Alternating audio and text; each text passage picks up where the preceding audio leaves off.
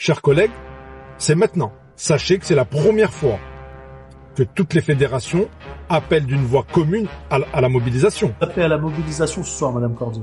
Oui, j'appelle à la mobilisation nationale à partir du 19 mai. Les 5 fédérations se sont réunies pour organiser la mobilisation du 19 mai.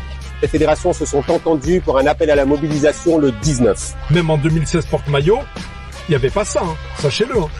C'est que vraiment la situation est grave. Que ce soit sur Paris, en province, sortez. Il faut porter votre colère dans la rue. En France, on est en France. Ça marche comme ça.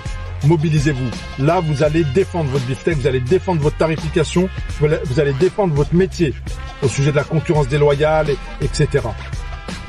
Si vous montez pas à Paris, sortez et allez rejoindre les points de rassemblement en province, que ce soit dans une gare, aéroport, au niveau des hôpitaux. Il y en a pour tout le monde. Il n'y a aucune excuse. L'étape de la rue est indispensable. La vérité, s'il y a un moment pour sortir dans votre vie de taxi, ce sera maintenant. Sinon, je vous dis cash, on va se faire piétiner. Les plateformes, elles vont être mises en place pour vous faire tourner en A toute la journée. Déjà qu'on est en train de se faire piétiner depuis une dizaine d'années, là, ça va être le coup ultime. Vous allez tourner avec un tarif qui n'est pas rentable, que tout le monde sait qu'il n'est pas rentable. Mobilisez-vous, réveillez-vous. Et dites-moi pas, oh lundi, c'est dans pas longtemps, j'ai pas prévu. Toute votre vie, tous les jours, dans votre métier de taxi, vous gérez des urgences, des changements de programme, des courses qui tombent, des extérieurs. Vous vous débrouillez bien. Eh ben là, débrouillez-vous. Soyez présents. T'es en train de procrastiner là, hein? Pourquoi? Bah je vais te le dire. Ton cerveau analyse constamment le ratio bénéfice-coût de tes actions. Dès que ton travail te semble trop embêtant, ennuyeux ou compliqué comparé à ce qu'il peut t'apporter, ton cerveau voudra passer à autre chose. Alors essaye de réfléchir à pourquoi cette tâche est importante. Qu'est-ce que ça t'apporterait? Si tu trouves aucune raison, dis à un ami que tu vas faire cette tâche d'ici demain, par exemple, et que si après vérification, il voit que tu l'as pas faite, tu lui donnes de l'argent ou lui rendre une faveur. Ça a marché pour Victor Hugo, ça. Sans son éditeur qu'il menaçait d'un procès, il aurait peut-être jamais fini Notre-Dame de Paris. Allez, bon courage. Grosse mobilisation à Paris. Et moi, le premier, je serai à Paris le 19 mai.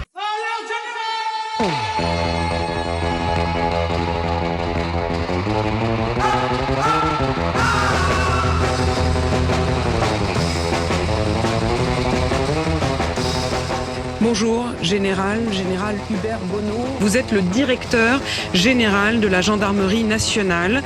Et dans une note interne, vous avez adressé à tous vos services le message suivant, je cite. « Et une agression du sanctuaire national doit être sérieusement envisagée ». Je voudrais qu'on prenne le temps ce matin avec vous, général, de comprendre. Qu'est-ce que ça veut dire, agression du sanctuaire national? Vous avez sur le territoire national et dans nos outre-mer, territoire métropolitain et outre-mer, des actions de déstabilisation régulières. Derrière, il y a des gens qui manifestement veulent déstabiliser. Ennemi interne ou ennemi externe? Alors c'est ce qu'on appelle des proxys. Vous regardez qui est à l'origine de ces affaires et vous voyez que ce sont des personnels étrangers en liaison avec des puissances étrangères. Ça peut arriver. Et d'ailleurs, permettez-moi de le rajouter, ce qui existe dans le domaine physique existe aussi dans le domaine immatériel, c'est-à-dire dans le numérique.